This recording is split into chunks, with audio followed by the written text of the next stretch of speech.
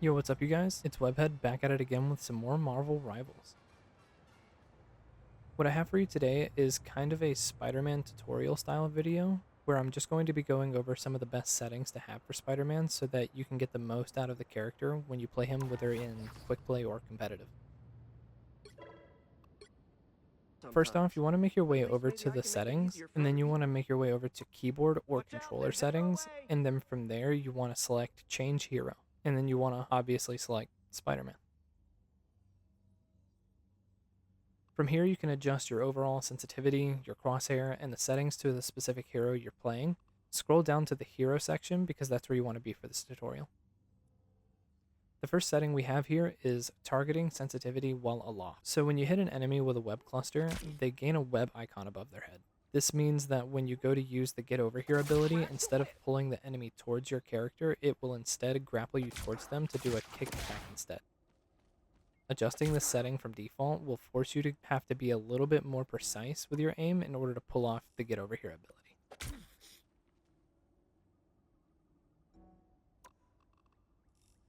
The next setting we have is hold to swing.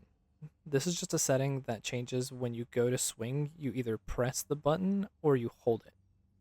This comes down to personal preference. I like to have mine turned on, but that's just me. Sure those are bad guys. The next setting is going to be the most important of this entire tutorial. It is automatic swing. So when you have this setting turned on and you try and swing with Spider-Man, it is going to shoot out his web at the nearest ceiling he can find. Turning this setting off gives you full control over where you can shoot this web to pull off the swing ability.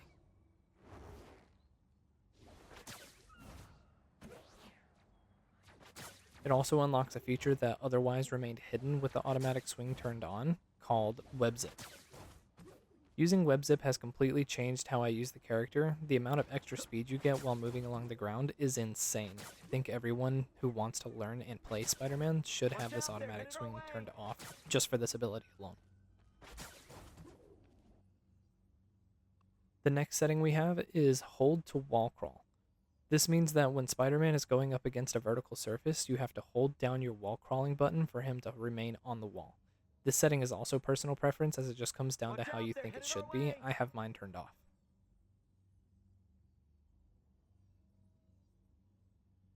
After this, we have hold to run on walls. Like the last setting, once you have Spider-Man crawling on a vertical surface, you have to hold the wall run button to perform a wall run.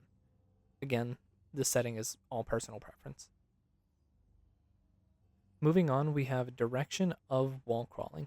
This setting is a bit weird if you ask me, but like others, I believe it comes down to personal preference. By default, it is set to advance vertically upwards, so that when you're wall crawling, you move around with your WASD or analog stick. The other option is advance towards crosshair, where Spider-Man moves in the direction of where you're looking. You can still use WASD or your analog stick to adjust the direction he's going in, but if you ask me, I just wouldn't touch the setting at all. Next we have display attack range. This is just going to show a highlight on the character when you're in range to do damage. Leave this setting alone. After that we have get over here targeting. This setting is just your keybind to use your get over here ability, so personal preference, apply it to whatever keybind you think you would use. Next we have allied health bars. This will allow you to always have your teammates' health bars showing. I have this setting turned on as it usually gives me the indication whether or not I should dive in or pull back depending on where my team's health state's at. And yeah, that's pretty much all of the settings for Spider-Man. I wanted to dive in a bit more into the movement side of the character to show off what changing the automatic swinging can unlock for people who want to play him.